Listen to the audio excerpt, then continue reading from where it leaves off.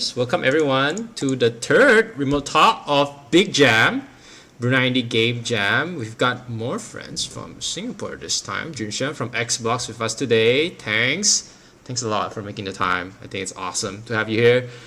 Simple house rules: no spam, be human, and ask lots of questions. I think it's very simple. Um, First of all, I think it's my pleasure to introduce Jun Shen very briefly. Jun Shen is our a strategic markets lead at Xbox for Southeast Asia, Taiwan, and Hong Kong. With 15 years of experience, Jun Shen leads efforts to bring Southeast Asian made games to the Xbox platform. And also, he's a vice chair of the Singapore Games Association and co-founder of the C Game Dev Collective, which is awesome if you guys haven't read it. He's dedicated to empowering developers. And that's why he's here today. Without further ado, Jun Shen, the floor is yours. All right. Well, thanks so much for that super nice introduction. You really do me the honor, and it's so nice to see a bunch of people here. Thanks so much, guys, for taking time on a Friday evening to hear me yap a little bit about video games, which I think all of us are here to hear about. So yes, my name is Jun Shen, and I'm from Xbox, and I'm really, really happy to be here. And I want to thank the organizers, Steven Tuss and the group of Brunei Indie Game Jam for having me on. I'm such a fan of all the work that you guys do to put this on. All the learning sessions that you've been organizing over the past few weeks, but also in the lead up to the amazing Game Jam happening early December. So really, really kudos to you guys. I think it's such an amazing effort that you guys have put together. So what am I really here to do? I am here to tell you guys that the world needs your video games. Really, if you can make it, you should. And that's the title of today's presentation. But what I'm really here to tell you guys is that the world of video games is really interesting. We are really in an interesting time as far as video games are concerned. And more so than not, our game industry needs your voices, your ideas, and your experiences. So just a little bit about me, and this will hopefully give you guys some context as to why I think we need your voices and why your voices are important.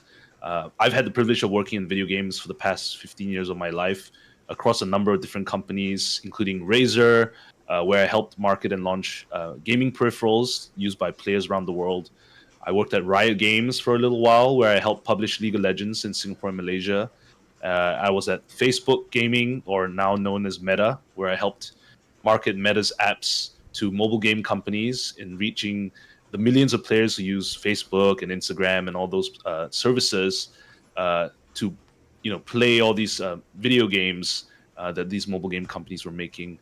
And to finally now at Xbox, where, for those of you who are unfamiliar, Xbox is one of the largest gaming companies in the world. We make games like Halo, Fallout, Forza, Gears of War, and we publish through the Xbox Game Studio, and we distribute games through services like Game Pass, and we also manufacture hardware like the Xbox Series S and X and our controllers, for the playing and enjoyment of video games. And our mission is to allow players to play the games they want, anywhere they want, with anyone they want. And it's been my absolute pleasure in my day job at Xbox to work with indie developers from all around Southeast Asia, including devs you see in this photo. Maybe some of you recognize some of these familiar faces, all who are making some really amazing games and getting them out there to the world, right? Games like these. So these are some of the games that I've supported and worked on over the past nearly 3 years in my time at Xbox.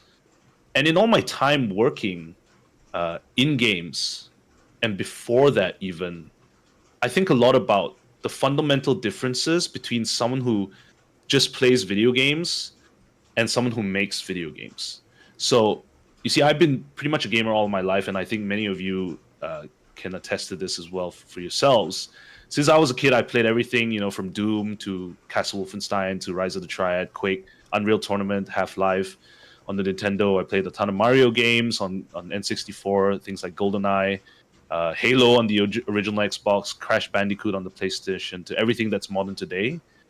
But growing up, the thing I remember most actually was when I was in primary school. Instead of paying attention in class, I was scribbling inside my buku latihan, these exercise books with squares and all these levels for a platformer game that I was cooking up in my mind. It had all these obstacles, power ups and enemies, and my friends and I would simulate playing through them with using like erasers and things as player characters. I wonder if you guys, had similar experiences as you were growing up and like designing all these little levels. And although my professional career in games took me down a different path, I've never stopped thinking and tinkering with game ideas and designs. And so, just a few years back, I even made a funky little platformer, which you can play on my personal itch.io. And I'm learning Godot now as a fun side project, right? So I just love how games are made and what goes into making games, and that games can be such a combination of artistry, science, and math. And for me, there are games that are really entertaining to play, but there are also games where I go, damn, I wish I thought of making that. Um, and those there are so many games like that, and a few that come to mind for me are games like Valhalla, Signalis, Darkest Dungeon, Umurangi Generation, and more recently, in this year alone, we have Mouthwashing and Balatro. Games with a certain sensibility in how they were put together and presented to players that just hits me in the right ways. And I think, that's something perhaps you guys get too, right? Where you're looking at certain games or playing certain games and you go, oh, damn, maybe I wish I made that, Uh, and I'm sure for many of you, there's a real reason why each of you are here thinking about making games. Maybe it's because you have a hyperfixation on a specific problem that you want to solve through video games, or you have an idea in your mind that you want to see come to life, right? Or a specific type of vibe that you are trying to manifest in video game form. Or maybe you just really enjoy the idea of the emotional connection you get from players playing your games. Um, but there's really a real reason, right? That all of you, and I see many of you on chat, like, typing about some of these games too, choosing to embark on this journey to make games, right? Um, the developers at Mojican Studio, those are some amazing people over there who made A Space of the Unbound, was inspired to tell a deeply relatable story about Indonesia while marrying the art styles and vibes of a Makoto Shinkai animation, right? Um, and if you speak to Sean To from Singapore, who runs Battle Brew Productions, a core pillar of his games has got to be waifus and food. And so Cuisinier, which is a game that he released recently, is a restaurant management sim meets action roguelike with waifu townsfolk that you get to meet along the way, right? And if we go even broader outside of Southeast Asia, Valve recently celebrated their 20th anniversary of Half-Life 2, and in the documentary that they put out, Gabe Newell spoke about how making a sequel to one of the greatest games of all time, Half-Life, was about solving technological problems in engine, game design, and storytelling. And that was the reason why they pursued making Half-Life 2. And so in my day job at Xbox, I have the immense privilege of working with developers and teams from across Southeast Asia, and all coming to the table with so many cool ideas and games for a variety of reasons. Some people just want to make cool games, and others just desire to share their cultures and perspectives and be heard and seen by people all around the world, right?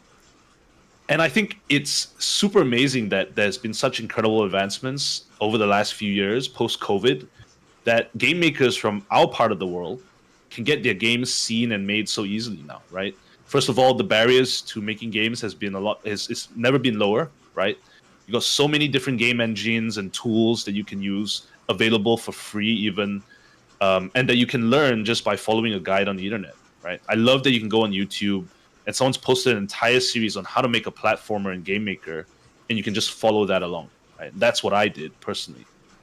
And then platforms like Steam and itch.io are making it easier than ever for more developers to publish their games, with festivals and showcases and opportunities to spotlight your games, and content creators, even from our region like Virtual C, who are super hungry to share about your cool games with the world, right? And of course, tools like Discord, like we're here right now, just being able to talk to each other from across great distances and build community. So I truly believe that we're living in a renaissance of the Southeast Asia game dev scene, from being a collection of originally small outsourcing hubs for game companies overseas and tinkering with Flash and small mobile games, to now full-fledged studios and creative powerhouses, but also developers of all shapes and sizes, and small teams and solo devs and hobbyists making amazing original games for all platforms, right? And as you guys have recognized, some of the most successful games from our regions includes titles like A Spacely Unbound, Coffee Talk, Coral Island, Gigabash, Rhythm Doctor, and so much more. And this year we even have games like Until Then, and a massive viral breakout hit in games like TCG Card Shop Simulator, which is insane, right? That was made by a solo dev out of Malaysia. Really amazing, and it's been picked up by like HoloLive VTubers and things like that. It's really, really incredible. But what stands out to me, especially in my role at Xbox, is that I get to see quite a wide subsection of genres and games that are being made by game developers from our region. And so it's amazing. So what that tells me is that we really have quite an amazing diversity of voices and diversity of game experiences. And innovation and progress really can only happen with new voices, new ideas, and perspectives entering the industry, making experiences that we've not seen before, right? So um, it's how we get incredible games like Signalis or Thousand Times Resist or Gunpoint or the upcoming Fishbowl from India, right? Just to give you guys a really, really amazing, little backstory. All these developers who made all these games that you see on this slide here were all first-time commercial game developers who had really unique perspectives and came from other backgrounds, including journalism, fine art, illustration, and fashion, and then are now making or have made some of the really coolest games that the industry has ever seen. For Thousand Times Resist in particular, Remy Sue, who's from Canada, was deeply interested in using the game's high concept sci fi theme to tell a deeply personal story about the Asian diaspora and about immigrant life in Canada. And that's the game on the top right. Um, but if you look more locally, I love that, good friends Swan and Joshua from Sarawak at Control D Studio started out as a creative tech studio working on cool things in like augmented reality, motion graphics, and other interactive projects for clients, but realized that ultimately their deepest calling was to embark on their own game development adventure, which led to the creation of Over Hours, which you see here, which is like a super unique tower defense action game about working at a soul sucking agency and working overtime. Right? It's kind of cool. Um, but if you look outside of Southeast Asia more broadly, in 2016, Rashid Abouede made a game called Lilia and the Shadows of War, which is inspired by the true events during the 2014 Gaza war between Israel and Palestine, and follows the story of a Palestinian family struggling to survive a series of armed attacks in their neighborhood, right? And now he's back crowdfunding a new game called Dreams on a Pillow, which is about a famous Palestinian folktale about the 1948 Nakba, which is the displacement of the Palestinian people. So, games can be fun and can bring a ton of delight. Games can be deeply personal and cultural, like Rashid's game here. And they can also be pieces of resistance in a world that seems to be growing incredibly fractured and divided. Even when technology like video games and the internet was designed to bring us closer together, right? So we're really living in unprecedented times. The socioeconomic situation globally is still tenuous, and our games industry is a roller coaster of good and bad. I don't want to sugarcoat it. On one hand, talented people are still being laid off in the hundreds from their game jobs. Dev teams and studios have been forced to shut down because they aren't getting funded or they aren't hitting any numbers. But on the flip side, we have more games being released today than we ever have, and some of the most incredible experiences can be had across both the AAA to the indie spectrum, right? So it's really, really an interesting time. And the most important question you got to ask yourself is, what is it that do you want to make, and how will you contribute to this world of games of ours, right? Um, so that's really the question that I want to leave you guys here with, right? So that's all the inspirational talk stuff out of the way. I promised, that I would not only talk about the inspirational, but try to get practical as well. Seeing as some of you are going to into a game jam very soon, so I've got some practical advice to take away about game development. gathered from my years of working in games, but also in speaking and learning from other game developers, right? So um, the first lesson is make games you realistically can ship, right? Derek Yu of Spelunky and the more recent UFO 50 said, finishing games gets easier with each game you finish. And the more games you finish, the better you will understand what it takes to make a successful game. And Chris Anthony, founder of Toge Productions, who made Coffee Talk and other such games, wrote about how you need to start small because it's in making many small titles that you can build up towards the bigger dream game that you have in your mind. Everyone's always got the one amazing RPG or MMO or thing that they're super inspired by other major games to go and make, but really, instead of starting on that one large scale project, you start small and start building up towards it. And game jams like the one that you guys are going to be participating in are so important to help you learn and put you in the uncomfortable position of finishing what you started. So make games that you can realistically ship. The second lesson is to get comfortable with talking about your game. It's not enough today, especially in a world where uh, it's so crowded for attention. There's 1,001 things happening on the internet at any time. It's not enough to just make the game. These days you have to talk about your game constantly. You got to be shouting about it from the rooftops on social media and to people in person, right? You have to get good at selling the elevator pitch in a heartbeat.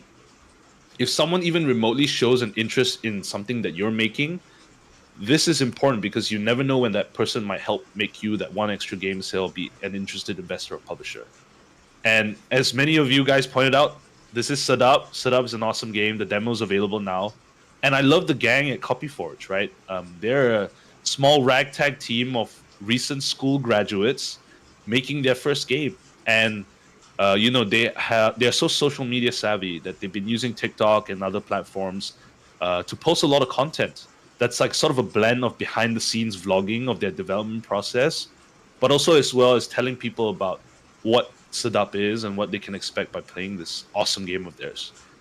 So shout out to those guys over at Copyforge. The next lesson is if you're making a game, keep in mind that you're making a game for other people to play, right? It's true that ultimately video game making is your own creative endeavor and choices. But if you're looking to make a living out of making games, then you want to kind of make games that other people will want to play, right? And that means understanding your audience, who you're making these games for, who will play your games, and what kinds of things will they respond to. That means maybe possibly doing things like market research. That means play testing. That means understanding what is it that makes gaming and gamers tick today. The fourth lesson is make friends and build community, right? Making games can be a lonely prospect, especially when a lot of it is sitting at your desk at home or in an office, crunching away on code or design or art. But games can also be about friendship and communities, right?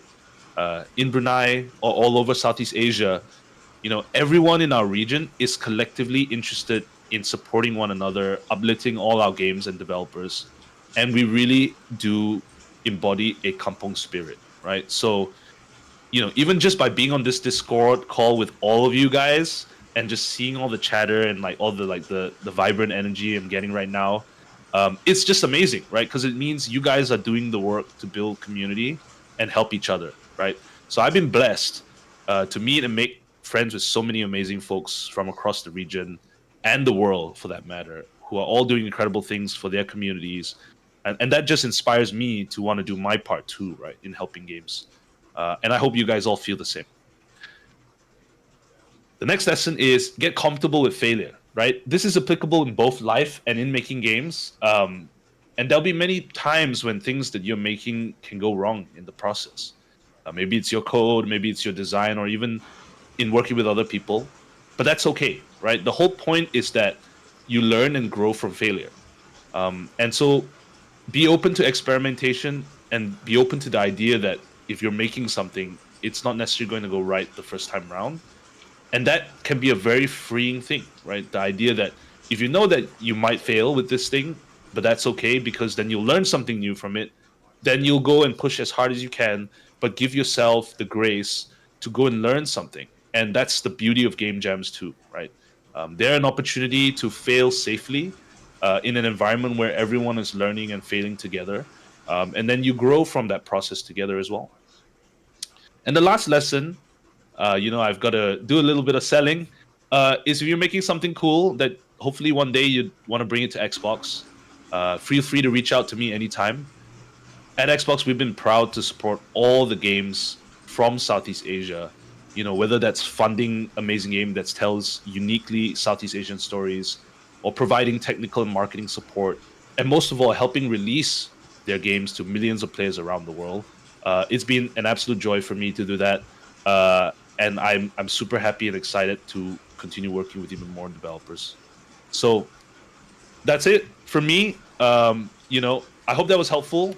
I really appreciate the ability to come out here and talk to you guys a bit about the amazing world of video games. I'm sure you know some of this stuff already, but also I'm just excited to see what you guys make and what you guys make of your community soon. So that's it. Thank you. Okay, thank you, Jun Shen. So now we're opening the floor for any questions from you guys, and if some of you guys want to voice out your questions, feel free to just request to speak at the bottom, or if you have questions in the chat, just leave them there. I have a few questions actually, Jun Shen. That was Sure. I felt like I've even learned a few things about myself. It's kind of like a it's almost like a, what's the word? Out of body experience, right? That's the word I'm thinking of. Wow. Yeah. Okay. Wow. Maybe I'm that. kind of like over dramatizing it, but I think I do have one question, Jun Shen. Sure. Or two, if I may. Kind of going back to the practical portions of your talk, right? About this shipping games that you can realistically ship. I think that's a very interesting tip. It's people always say like you have to start small, but then the question comes, how small is small? I think that's the first question. But also, almost like a follow up.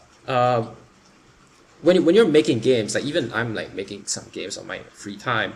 Sometimes Awesome. It feels a bit discouraging to kind of like downscope your game, right? When you realize, oh man, this game's a bit too big, and I have to downscope it. But then you have to deal with the frustrations that you might not end up making your dream game.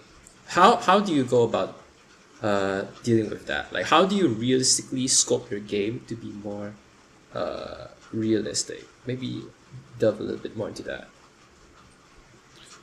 Okay, sure, awesome. In speaking with a lot of developers over the years, the one defining thing that it comes down to is that all these developers want to run sustainable studios, right? They want to be able to continue making games, right? They don't just want to make the one game. They want to continue making amazing games and amazing experiences for as long as they can make them. And if you think about things in a long-term perspective, then it will free you up for the notion that it doesn't necessarily mean that your first game has to be a hit out of the gate. Everyone hopes that their first game can be a hit, but that the idea is that you're constantly building on everything that you've done in the past, and that you're learning and continually growing. And so, in that respect, by starting small and by scoping it correctly, you build an experience that can be enjoyed for however long it needs to be enjoyed for. Maybe it's a 30-minute to an hour long, or a couple of hour long gameplay, and that starts to build your confidence for making games and shipping them and understanding the process end to end, so that the next time you build on that, you already have a baseline of knowledge and foundation. I think it's the reason why that advice is constantly being given to people. As for how to scope that, I think it really comes down to the person and the development team individually, and what is it that interests them about that experience they want to put out in such a limited fashion. So it really comes down to what matters most to the development team. Thank you. Yeah, I think thinking about it in terms of running sustainable studios is a very, very good way of looking at it. Like, sacrifices have to be made, but it's for the long game. I think we have a question from the chat. Sure. If a developer is interested in getting their game to Xbox, what's the general step other than contacting ID at Xbox? Yeah. Oh man, I'm seeing some really really good chatter about ID at Xbox here. I'll be honest, I wish I kind of see like who these people talking, because like I don't recognize some of the Discord handles, but like amazing, really love that you guys are really talking about this stuff in such great detail here. So very simply, for one, you can just go to www.xbox.com/id and sign up to be an ID Xbox partner. It costs nothing, and it's completely open and free for people to just sign up and be participating in the program. Um, and then, as well, BB says, yes, you can apply to the ID Xbox program, and once you have a partner account, you can actually get a dev kit once you submit your game concept for approval. Submitting a game concept just means that, hey, we want to take a look at what you're making, and then if it's cool, we'd love to publish it on Xbox, and we'll give you a dev kit so that you can start that process to developing the game. The other way is you can reach out to myself or Ling, who's also on the Discord call, and reach out to us to find out more about how to get started. And we'd love to share more and also just talk to you guys about the things that you're making. All right, thank you. I think may as well kind of like piggyback on the same question. Same person is also asking, are there any fees in terms of trying to publish or build the game for Xbox?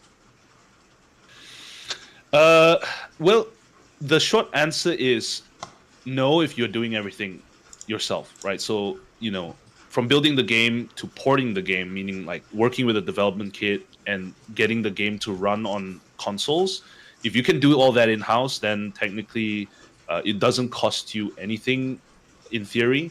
But there are times when, if that's not a skill set that your team has, or if, you rather have someone else do that heavy lifting, then sometimes you'd spend money to get the game ported with a porting company, and also, any other resources or any other like work that needs to be done to get the game onto Xbox that you won't necessarily do yourself. But otherwise, all in all, you don't necessarily have to pay for anything to participate on our platform, unless you're buying additional dev kits, and then of course you'll have to spend money there. All right, thanks. Feel free to leave more questions. I have another one personally as well to add on top. So a lot of people say I'm extroverted, but no, I'm very introverted. So going back to one of your tips about getting comfortable with talking about your game, what are some tips and tricks for introverts to like actually start talking? It's sometimes it's very difficult to break out of that shell. So Well, believe it or not, and many people would disagree, but I'm also an introvert myself. So like I, I'm. It's not like it doesn't. It's not necessarily the easiest thing for me to reach out and speak to people. But I always say that sharing common interests is always the best thing, right? If you go into a room and everyone there is into video games or talking about game making or talking about sharing games with the world, I think that's a beautiful commonality that will make it easy for anyone to just meet somebody else and get a conversation going. And if you have a specific reason to speak to someone, just be brave and take the first step. Someone's got to. So I would say that's generally worked for me in the past. But I think everyone actually wants to make friends, hopefully. And so the only thing you just got to do is someone's got to take the first step. very cool. Oh man, I gotta try that someday. All right, thank you. Oh, there's another question as well on top of kind of on the same line of Xbox. Are developers in charge of doing marketing on the Xbox platform, or is that done through the Xbox algorithm slash marketing team? That's a good question. So the short answer is actually more often than not, the developer and publisher, if they've got one, will do the heavy lifting for most of their own marketing and awareness building for their games. You guys or the developer will generally take the lead or responsibility for making sure that people know about their game. But we have a lot of marketing channels and opportunities that the developer can leverage to help increase the awareness of their games, especially to Xbox audiences, right? So, we've got our social channels, we've got like Xbox on X.com, right? We've got Xbox, we've got like Game Pass, we've got PC Game Pass, we've got Added Xbox, Xbox Wire. We've got a ton of like all these channels. And we are constantly pushing out about new games and new things every day. And then we've also got like showcases. We got our Summer Games Showcase, we got Partner Preview, we got Tokyo Game Show broadcast, we got Gamescom broadcast. We've got so many things going on throughout the year that are like really amazing opportunities for developers to participate in and get their games seen by millions of players who are always tuning in for all these things. Sometimes it's just not necessarily the easiest to get into some of these things because it's everyone wants to get into these, but more often than not, we provide some basic tools to make sure that we help make people aware about the awesome things that you're making. All right, thank you. Will there be any more questions? Oh, there it is. How can a game qualify to be in Game Pass? Oh wow, I feel like we're interviewing you on like how does Xbox publishing work? Suddenly, this is a talk about Xbox. I told myself that when I was putting together the presentation that I wasn't really gonna hard sell Xbox, but hey, if you guys are really interested and keen to hear more, I'm more than happy to talk about it too. Well, that's the question I get asked the most. The short answer is Game Pass is a highly curated service, and so every game that is on Game Pass is there because there has been a team at Xbox or a group of people who work really hard to like determine if this game or this group of games are games that people want to play, right? And that people are going to engage deeply with, and that people are going to spend a lot of time playing, even if they're like short 1 or 2 hour narrative driven games to like your large big blockbuster AAA games, right? So it's actually a very hard and intensive evaluation process getting a game onto Game Pass. Not every game can be on Game Pass is the short answer.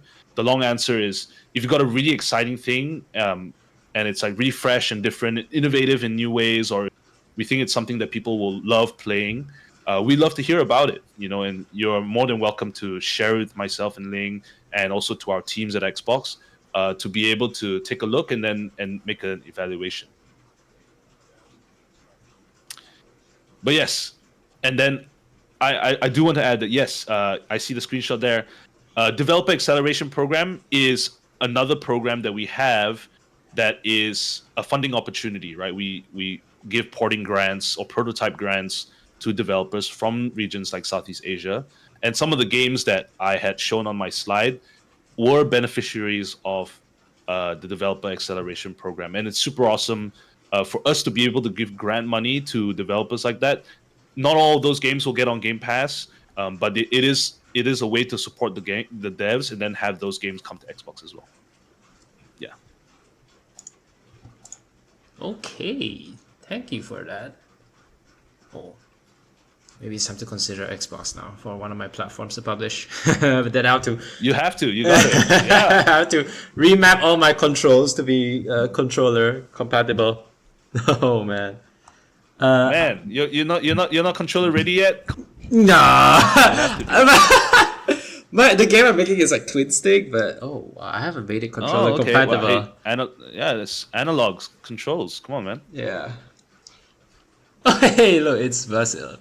He has a question. Jun, what's your favorite game so far this year? Oh, that's a. Oh man, I have so many favorite games. But I mean, if you were talking about like, what's my favorite game of all time this year? It has to be Metaphor ReFantazio. I'm a big Atlas guy. I love all the Persona games. But Metaphor is really amazing. Love that game. And if you're talking about indies, I love games like Balatro. That has been a really incredible indie experience. But I also, more closer to home in Southeast Asia, on the indie side, I'm a big fan of Until Then, from Philippines. I think they have made a really beautiful narrative-driven game, and the art style and the graphics is super gorgeous. But I played a ton of games this year. I think I finished a ton of JRPGs. but there's been a lot of really good games this year. Oh man, Balatro is really addicting. It's crazy. Yeah. It's sick. It's a really really good game. I think like 100%. yeah, I think like last time, what I was, I think I was like, I was in the hotel and I wanted to play some games like just to pass the time for a bit, and I saw it on like Yeah. Apple Arcade. I was like, I just picked it up for a bit, and oh lo and behold, 3 hours have passed. Oh my god. Yeah. It's just such a common. Like the thing is, it's a game where it's the way in which it has such a tangible feel to the tactility is so great, and the way in which it just continues to lure you into doing another uh, action or another run. It's just so well tuned. It's so frictionless, and I think that's something that a lot of game developers can stand to learn from. It's just a well put together game. Yeah, I Yeah, always love the sound effects like ding ding ding. It's yeah. It's got so much so juice. much dopamine. Yeah. I mean, so I always tell people this is like what's really interesting for me, especially on the platform side where I get to see a ton of games coming in. Um, there's like a lagging sort of indicator of popularity, right? So I saw a lot of Hades likes back when Hades was a popular game, right? Like everyone was like, "Oh, I need to make the next Hades." Then I saw a lot of farming sims. So then, you see a lot of games that come out that want to be like Stardew Valley. Of course, there are a few like amazing breakout hits from that genre.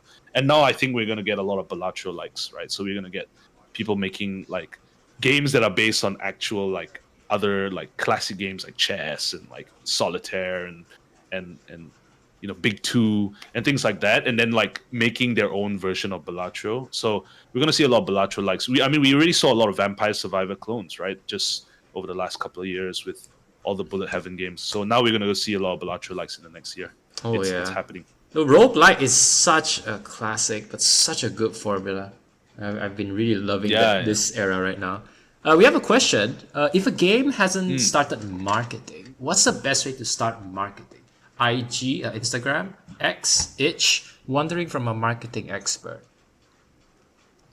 The common sort of yardstick that or sort of like the common sort of advice that's given to a lot of game developers is you should start marketing your game uh, at least a year and a half, 2 years out from when you're planning to launch.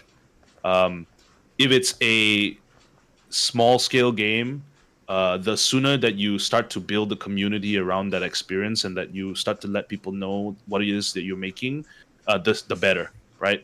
And actually, you can take a lot of cues from a lot of the Southeast Asian developers actually, who are very quick to let people know that they're making a new game. In Indonesia alone, a lot of really interesting new games are cropping up. Axel Blood by Axel Team, really really cool. Agni by Sapura Interactive, and then obviously from Toge, they've been making Kriegsfront Tactics and Whisper Mountain Outbreak.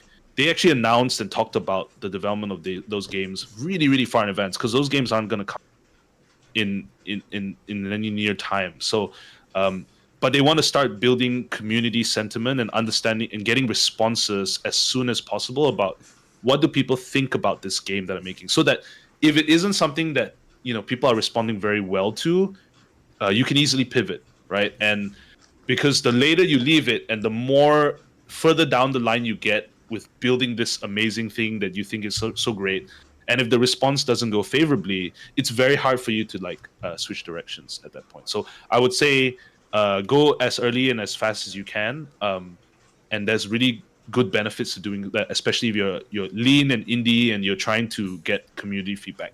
As for where to publish and where to make noise on, I would say yes. The traditional social media channels, Facebook, Twitter, Instagram, TikTok, are all great opportunities for you to reach new audiences, and then of course find ways to participate in communities across places like Reddit or Discord or and then also reach out to like content creators and people who are really fascinated and interested in helping surface more indies to the rest of the world. Oh yeah, thanks. Actually, Now, talking about like marketing really early, I also have like a follow up question almost. I think most of us here in Brunei, we're all like indie developers, very small scale. So I was wondering, Love it. there's actually like quite some difficulties, right, when it comes to marketing when we don't have enough content or when we're focusing on like the programming part of the game development, where progress is almost like invisible. And it's very hard to show this to social media. Like, oh, hey, I'm actually building a complex AI system, but it's not ready to be done, to be shown, you know? So Yeah, yeah. there's that like difficulty of trying to start marketing really early, but at the same time, when you have to work on something else that's invisible, suddenly you might lose traction. So what are your thoughts on that? Like, Mm. how is it actually when you think about from that perspective, is it still wise to start really early, or should you plan out like a content calendar, like, oh, hey, I have this amount of content, I can start marketing with this kind of backlog, things like that? That's a good question. And if I'm being honest, I don't know if I have a definitive answer on that for you. But I will tell you that in working with a lot of different developers, I've seen and experienced some of the ways in which they approach something like that. The truth is, not every single developer, and more often than not, most developers aren't marketers. So it's obviously not like an inbuilt muscle for you to like, be able to think about how to market a game in the same way that you're thinking about designing the game, right? So, you don't have to you shouldn't beat yourself up for that. You should give yourself some grace around like, okay, I'm not the best marketer, but I should think about how I get the awareness up for my game. But I've seen also some interesting things. Some developers are more comfortable with showing their game on an ongoing basis, no matter how like work in progress the game is. I know that Tanat, who's making building relationships. If you familiar with that, he's from Thailand, uh, and making a really cool indie game about a dating sim about houses, like literal houses that are dating each other. He's like streaming on Twitch, right? He's streaming his like devlog on an ongoing basis. Like he's like literally coding and he's chilling and chatting to people. I think that's a super cool way to do it, which also gets the word out about the game. Some other people are very comfortable just talking about the game, the process of like the working and like this problem solving and figuring things out. Some people are more happy to write those out on blogs like Medium or like a ton of tweets on X. Um, Whatever is most comfortable with you, it's almost like you are constantly just talking about the game. Um, and even though the game is still in progress, I'm sure you can find many, many ways to talk about the game. And sometimes it's also just repeating yourself. The truth is, if you put something out on Twitter or X or YouTube or whatever, only a subsection of the entire world will have seen it, right? And so if you think about it, like not everyone's going to see that one thing at the time when you've posted it, and so you have every right and opportunity to repeat yourself, and that's perfectly fine. No one's going to hate you for it, especially those who might have seen it. But if you're getting only 100 or 200 engagements on that, you're more than welcome to continue repeating yourself. Oh, that's good. Okay, I think I've that's very insightful, definitely. Giving yourself some grace, that's very, very, very good way of putting it. I think when we do like solo development, you get so engrossed in the game, kind of tunnel vision. Sometimes you kind of Yeah. almost, I wouldn't say beat yourself up, but like every time there's like when the roller coaster is going down, everything feels so stressful about it. Yeah. So it's No, I always. mean, I get that. But the idea is like then how do you get out of your own head by getting somebody else to see the game, right? And more often than not, sometimes that's going to go really well for you. Other people getting excited about your game is going to be very invigorating for your own game development motivations, right? Yeah, I think just doing lots of QA, play testing, showing to people, that's definitely one way to kind of get yourself out of that rabbit hole almost. Yeah. Let's see. Does anyone else have any questions so far? I think I've exhausted my questions here. Anyone from the floor? Anyone from the audience? Any questions? What is everyone playing? I'd love to hear what everyone else has been getting into towards the tail end of this year. Dragon Dogma 1, Dark Arisen. Oh, that's awesome. I love that game. I actually like Dragon's Dogma 1 a lot more than 2, but 2 has been really fun too. Ultra Kill's a good game too. Love that. Very, very cool. The guys over making those games are sick. P3 Reload, also good game. Finished that early this year. Waiting to play the Answer DLC. Oh, Breath Edge. Okay, that's cool. I haven't played that one myself, but that's a sick game. P4 Golden, awesome game. Love that game. Finished it a long time ago. Yeah. Everyone's playing some sick games.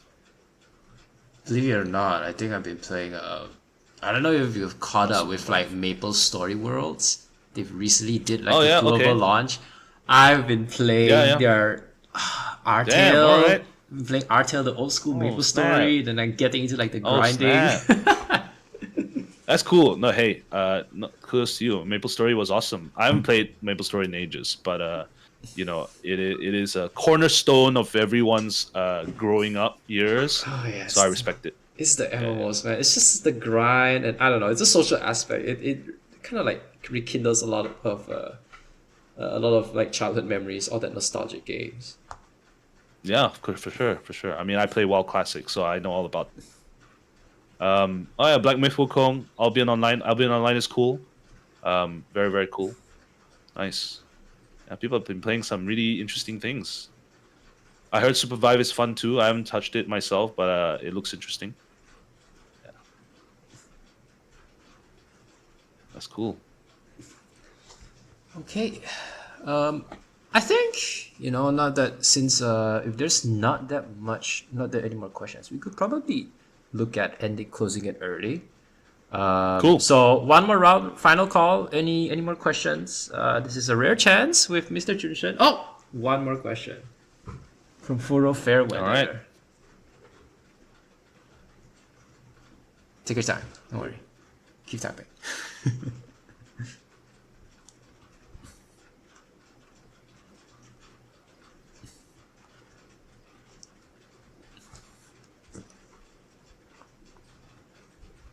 What do you think is the market like for Southeast Asian gamers? Because usually here it's just mobile free games. I assume you mean free to play games for a Fairweather. What are your thoughts, Jun Shen? Right.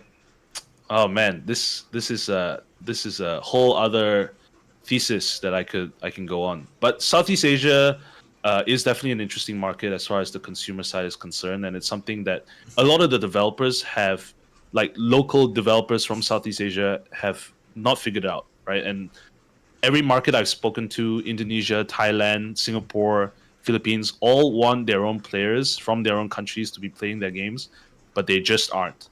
And I think there's many factors that factor into this. For one, it's true, there's so many. It's a fragmented market made up of a lot of free-to-play players who are used to mobile games and free-to-play games from international game companies.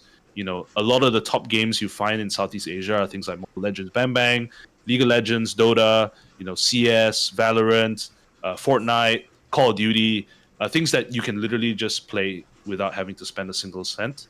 And I think that has, and the marketing for those games from large AAA companies from around the world have ingrained deeply into Southeast Asia for a very, very long time, right? I worked at Riot, and my job was to get people from Singapore and Malaysia to play League of Legends and only think about League of Legends, right? So that's what I spend my time thinking about. And so if you think about it, it's very hard for local game developers and indies to compete with the large-scale marketing of all these companies. And so I think it's an interesting dynamic, but hopefully over time, as more Southeast Asian games gain critical acclaim and international praise, that the local player base is going to come around and play their own games. That's cool. Yeah, definitely. We have a question from Wola Bibs. As a developer, do you think Xbox Play Anywhere is the future? Yeah, you've obviously seen our new campaign. We are very, very bullish on the idea that players are playing on multiple devices, right? players are playing on their mobile phones, as I just mentioned. Players are playing on their PCs. Players are playing on consoles, and hopefully in the future they're going to be playing on their smart TVs through cloud and things like that. And so people actually want a seamless interfacing of all their games to be played on any device. A very good example of this is obviously Genshin, right? You can right now play Genshin on your phone and continue playing it on your PC or continue playing it on console, right? That's incredible. And more games should do that. Is sort of our direction, because at the end of the day it centers around the player experience. The players really love these games and just want to be able to take it anywhere, anytime with them. And so the idea is that we should be working with developers closely to give them that experience. Thanks. Yeah. Actually, now that you mentioned it, like there are more and more mobile games doing this almost multi-platform yet single experience, like this shared experience. I think Yeah, it's very interesting. I think it's awesome. We have one question from iChronos. Since you're in the Sure. strategy department, what would you do if you're just starting an indie studio and want to get your games out? What would be your first few steps? Oh, I think a lot of people would like this. Oh, well, I mean, as I've mentioned in the presentation a little earlier, the best thing you can do is start small, right?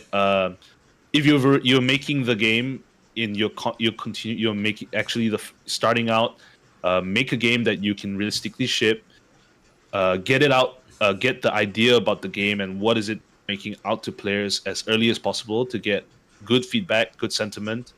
And if it's something they're super excited for, make it happen and ship that game. And once you've got one game out there, it's going to build your confidence and you build your capacity to build an audience towards the next game that you can build upon and get bigger over time. But I really, really stress highly that if you're making your first ever game, start small and get that game shipped as soon as possible. Thanks. I think I also want to kind of build on top of that question as well, Yeah, please. actually. I think when indies when they want to start a studio, they don't have like a lot of resources. So when you make a Sure. game, you have like multiple platforms to choose from, right? Mobile, PC, or consoles. So I think Yep.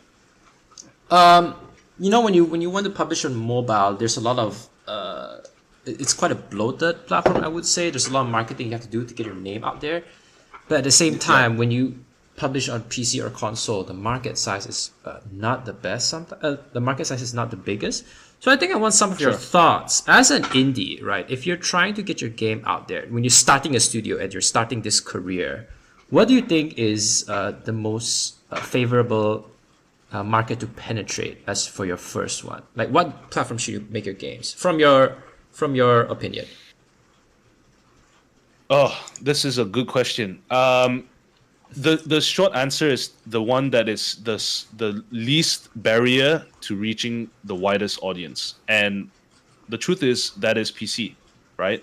Um, there was a time when a lot of developers from Southeast Asia were making mobile games and were like getting their games onto the Play Store and iOS and trying to reach those like audiences out there, because there was also a lot of like opportunity or goal rush around like how you can monetize your mobile games that allows for a good revenue stream, right?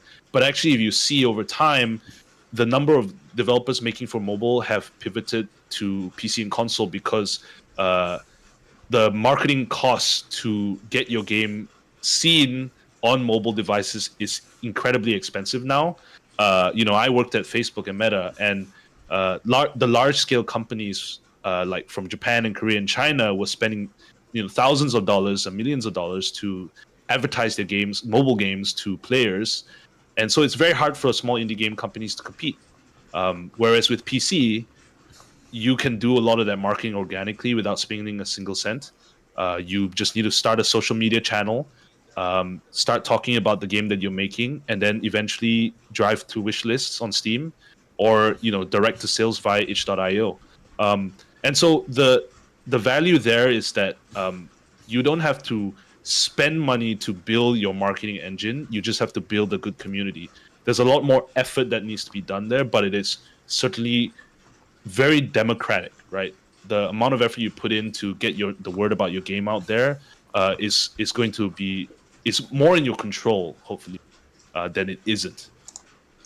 Oh, okay, that's very interesting. It reminds me of like when you've mentioned about mobile game developers pivoting to PC. It reminds me of Shift Up, right? When they're the publishers, developers of Nikkei, big gacha Yep. game targeted for like the Yep. adult audience. They've made Stellar Blade, which is like a very critically Sure. well received PC game.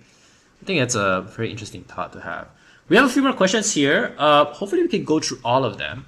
This next question, how hard do you think is the battle between making a game that you really want to make versus making a game that is more marketable for smaller studios? What are your thoughts, Jun Shen? Oh, that's a tough question. I don't know if I can answer that, to be honest, because it really comes down to your personal line between making a game that you want to make and a game that has commercial success, right? And that line is always shifting for different games. And some games that find success globally or international, like critical acclaim, can fall more on the artistic spectrum, and then other games are just really purely commercially driven, but do very incredibly well. So it's very hard to say, and it sometimes comes down to a combination of like how you market that game, and as well as a degree of luck, right? I've seen a lot of amazing narrative-driven games that I wouldn't consider potentially games that have huge commercial appeals, but they have gone very far because people have latched onto those stories and those like ideas and the things that they loved about those games.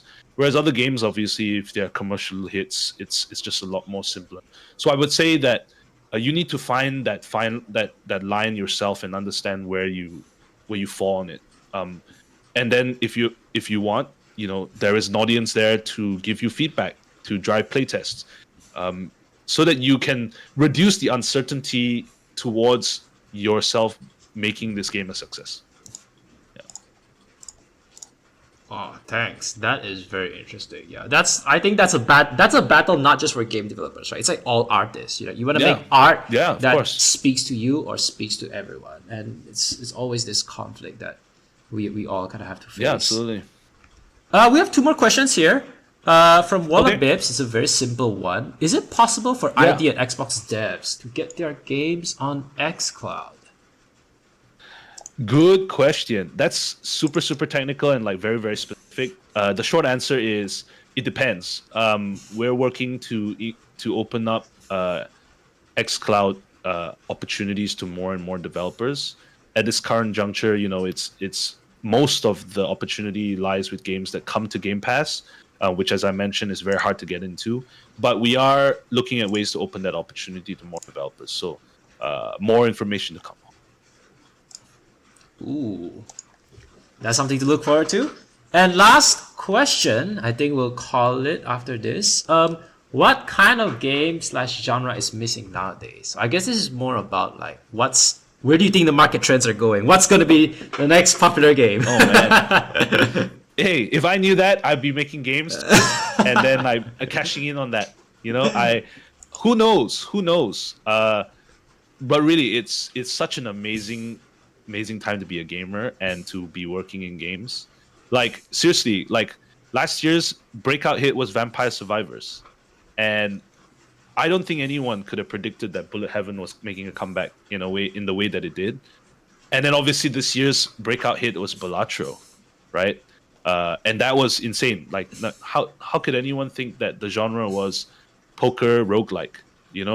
So I think honestly the short answer to that question is what two combinations of juxtaposing ideas has not been done yet? I don't know. I don't know the answer to that, and that's the goal rush that all developers should pursue, right? Like I think that's exciting. Like what is the two combination of words that's missing, right? With Hades, you've got like narrative roguelike, right? And that has done wonders for that genre. The whole dating farming sim, or like the dating restaurant management sim, like that's a genre in itself. And then obviously now you got poker roguelike, and then what is next? Chess roguelike? I don't know. it's really the best time to be a game developer. That's why I say make your games, because no better time for you to get your crazy ideas out there. Yeah. Yeah, I know, right? If you ask me, I think it's gonna be nostalgic games. But I'm Nostalgia? biased. Oh, man. Yeah. We're gonna see Gunbound. You're gonna see a return to, Yeah.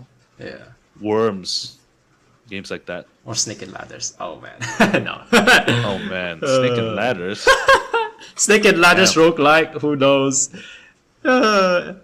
Maybe there's something there.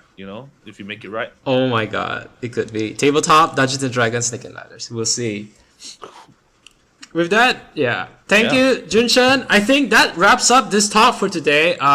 We've had a lot of questions, and I think I've learned a lot myself. I think, let me see.